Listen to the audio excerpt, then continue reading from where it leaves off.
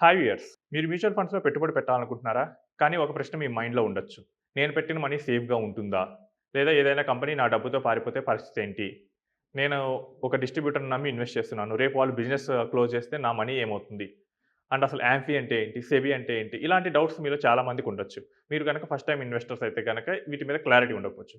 మీరు గనక ఈ వీడియో గనక కంప్లీట్‌గా చూసినట్లయితే మీకు క్లారిటీ అనేది వస్తుంది. సో, ఈ వీడియోలో మనం మెయిన్‌గా డిస్కస్ చేసేదేంటంటే అసలు మ్యూచువల్ ఫండ్స్‌ని ఎవరు రెగ్యులేట్ చేస్తారు? మ్యూచువల్ ఫండ్స్‌లో మనం పెట్టిన మనీ అసలు ఎక్కడికి వెళ్తుంది? అది కంప్లీట్‌గా సేఫా? సెబీ అంటే ఏంటి? నెక్స్ట్ యాంఫీ అంటే ఏంటి? వీటిని మనం డీటెయిల్‌గా చూద్దాం. మనం మ్యూచువల్ ఫండ్‌లో మనీ పెట్టగానే ఏమవుతుందంటే, మనం పెట్టిన మనీతో మ్యూచువల్ ఫండ్ కంపెనీస్ సెక్యూరిటీస్ కొంటారు. ఈ సెక్యూరిటీస్‌ని గవర్నమెంట్ డిపాజిటరీస్ అయిన సీడీఎస్ఎల్, ఎన్ఎస్‌డీఎల్ దగ్గర హోల్డ్ చేస్తారు. అంటే మనం పెట్టిన మనీని సెక్యూరిటీస్ ఫార్మ్‌లో వెళ్ళిపోయిన తర్వాత అది మ్యూచువల్ ఫండ్ కంపెనీ దగ్గర ఉండదు. అవి సీడీఎస్ఎల్, ఎన్ఎస్‌డీఎల్ అయిన డిపాజిటరీ దగ్గర ఉంటాయి. సో, ఈ లెక్కన మీరు పెట్టిన తర్వాత మ్యూచువల్ ఫండ్ కంపెనీ ఎత్తేసినా కానీ, మీ సెక్యూరిటీస్ ఎన్ఎస్‌డీఎల్, సీడీఎస్ఎల్ దగ్గర ఉంటాయి కాబట్టి మీ మనీకి ఎటువంటి ప్రాబ్లమ్ రాదు.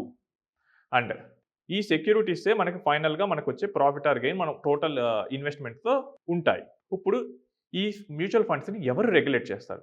మ్యూచువల్ ఫండ్స్‌ని రెగ్యులేట్ చేసేది సెబీ. మ్యూచువల్ ఫండే కాదు ఎటువంటి క్యాపిటల్ మార్కెట్స్ అయినా గాని మనకి సెబీ రెగ్యులేట్ చేస్తుంది.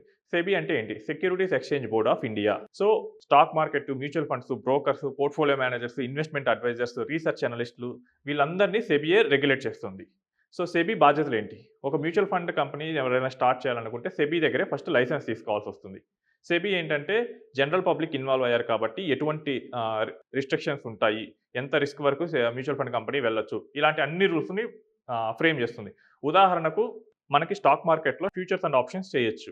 కానీ మ్యూచువల్ ఫండ్ నేకెడ్‌గా అలా చేయటానికి వీలుండదు. ఎందుకు? ఇది పబ్లిక్ మనీ కాబట్టి ఫండ్ మేనేజర్‌కి ఎక్స్‌పీరియన్స్ ఉన్నా కానీ ఇలాంటి రిస్కీ ఆపర్చునిటీస్ జోలికి వెళ్ళకూడదని చెప్పి సెబీ రెగ్యులేట్ చేసింది. సెబీ మ్యూచువల్ ఫండ్స్‌కి ఎటువంటి ఆదేశాలు ఇచ్చిందంటే మీరు ఓన్లీ లాంగ్ టర్మ్‌లో బై మాత్రమే చేయాలి. అంటే ఈ రోజు తక్కువకున్నప్పుడు కొని ఎక్కువకి అమ్మితే మీకు ప్రాఫిట్ వస్తుంది. అలాంటి స్ట్రాటజీస్ మాత్రమే మీరు డిప్లాయ్ చేయాలి. అంతేగాని నేను ట్రేడింగ్ చేస్తాను ఇన్వెస్టర్స్ మనీతో అక్కడి నుంచి ఎఫ్ అండ్ ఓ చేసి నేను ప్రాఫిట్ సంపాదిస్తాను. ఇలాంటి వాటిని సెబీ అలౌ చెయ్యదు. నెక్స్ట్ ఇన్వెస్టర్స్‌కి ప్రొటెక్షన్ ఇస్తుంది సెబీ.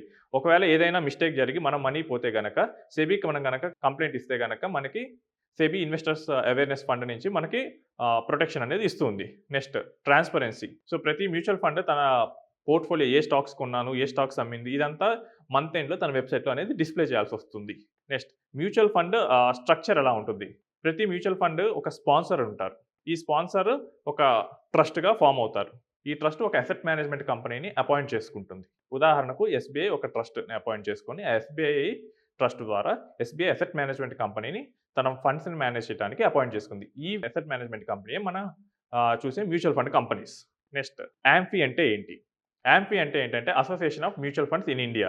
సో, చాలామంది యాంఫీని రెగ్యులేటర్ అని అనుకుంటారు. కానీ యాంఫీ రెగ్యులేటర్ కాదు. ఇది ఒక ఇండస్ట్రీ బాడీ మాత్రమే. So, mutual funds companies present మనకి 50+ ఉన్నాయి. వీళ్ళందరూ ఒక అసోసియేషన్‌గా ఫార్మ్ అయితే అదే యాంఫీ. సో, డైరెక్ట్‌గా ఏంటంటే ఒక్కొక్క కంపెనీ అందరిని రెగ్యులేట్ చేసుకోవడం కష్టం కాబట్టి, ఈ యాంఫీ ద్వారా వాళ్ళ డే టు డే రెగ్యులేషన్స్ వీటన్నిటిని వాళ్ళు ఫ్రేమ్ చేసుకుంటూ ఉంటారు.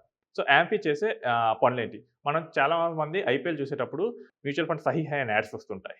సో, అంటే ఈ యాడ్ ఇచ్చేది యాంఫీ. వీడేంటంటే అవేర్‌నెస్ పెంచడానికి ఈ యాంఫీ వర్క్ చేస్తూ ఉంటది. ఇండస్ట్రీలో మ్యూచువల్ ఫండ్ గురించి అవేర్‌నెస్ ఎక్కువ పెంచటానికి, వాటి మీద ప్రోగ్రామ్స్ చేయటానికి ఈ యాంఫీ వర్క్ చేస్తూ ఉంటుంది.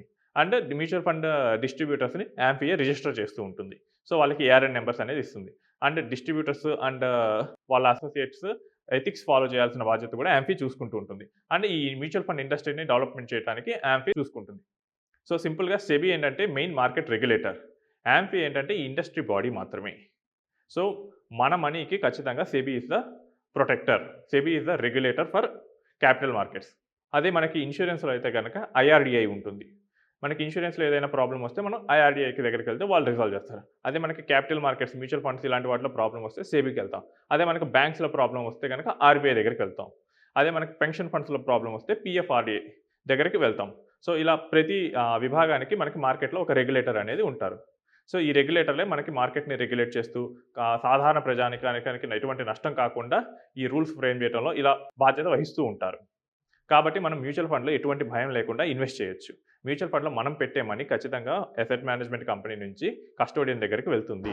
కాబట్టి in case mutual fund company close చేసినా గానీ, ఈ కంపెనీని వేరే వాళ్ళు అక్వైర్ చేస్తారు కాబట్టి మనకి ప్రాబ్లమ్ ఉండదు.